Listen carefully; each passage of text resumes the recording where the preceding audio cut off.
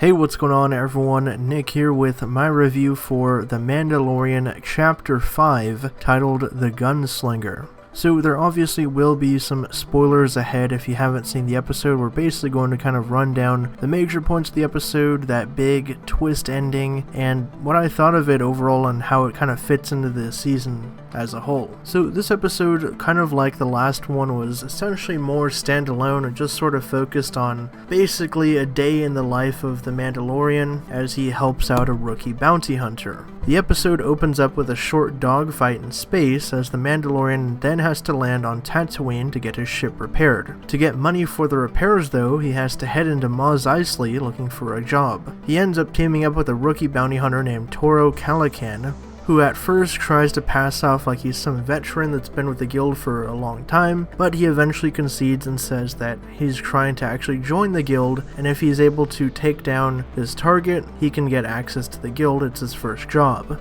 Now here's where things get interesting. Their target is Fennec Shand, an assassin played by Ming-Na Wen, who has been on the run since the New Republic took power. She also worked for many different crime syndicates and organizations, including the Hutts, so she is quite formidable, which the Mandalorian makes a point to get across. Eventually the two set out beyond the Dune Sea on speeder bikes, and they have to barter with Tusken Raiders to get passage.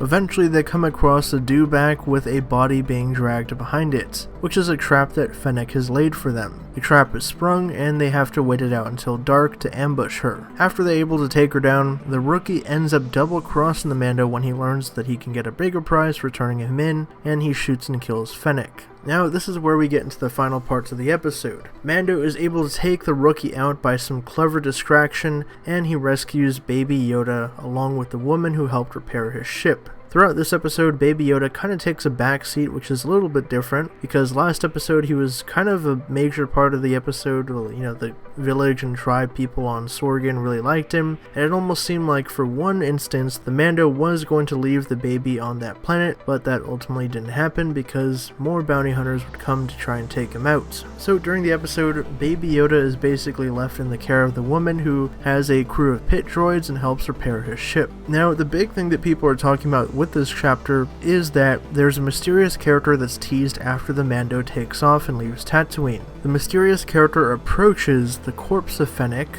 and there's been a lot of speculation as to who this could be. Most people assume that it's Giancarlo Esposito's character, Moff Gideon, who we haven't seen thus far yet, even though we know he's in the show from trailers and other footage, but it seems like the Moff won't be showing up until episodes 7 and 8. It also would be a little bit suspect why a Moff would be walking around the Dune Sea and Tatooine at night by himself. The prevailing theory that I actually really like is that, based on a few things, this could be Boba Fett that we're seeing here. First off, if you guys hear the audio from the episode, you can hear his iconic spurs, which we heard in Empire Strikes Back, and you can also listen closely for his radio noises that we heard in the special edition of A New Hope in the scene where Han Solo goes to Jabba. There's also the fact that this episode takes place specifically on Tatooine in the Dune Sea, which is where Boba Fett was eaten by the Sarlacc. And the fact that Dave Filoni wrote and directed the episode, who has a history of bringing back characters from the dead, most notably Darth Maul. So could this be Boba Fett, or could it be just some other random character? We'll have to wait and see, but it would certainly interest me if it was Fett, because obviously we haven't seen him in the new canon. It was mentioned at one point, I believe, by Lucas that he did survive in this new canon. Obviously he survived in Legends and went on to have tons of other stories, but that's all part of Legends in the expanded universe. So with this new canon, Disney hasn't used the character at all really,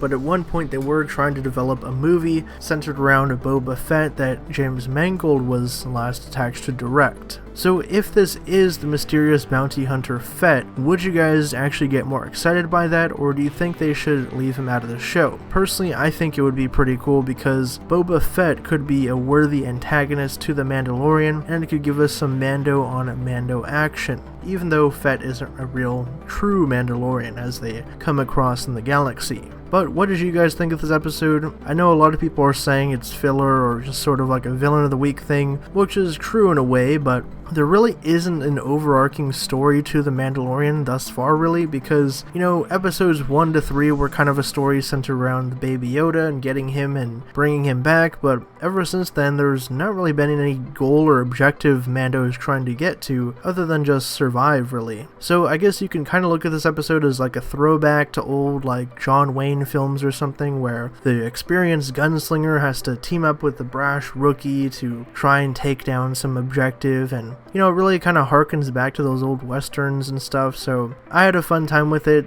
Obviously it's not my favorite episode, but there were some cool things that happened. I liked being able to go back to Tatooine. It was fun to see the cantina and how that's changed with the droid now working behind the bar, and some other little Easter eggs that were thrown in, obviously for big Star Wars fans, from the master Dave Filoni. But like I said, share your thoughts below. For all things Star Wars and the latest in pop culture, be sure to subscribe to HN Entertainment.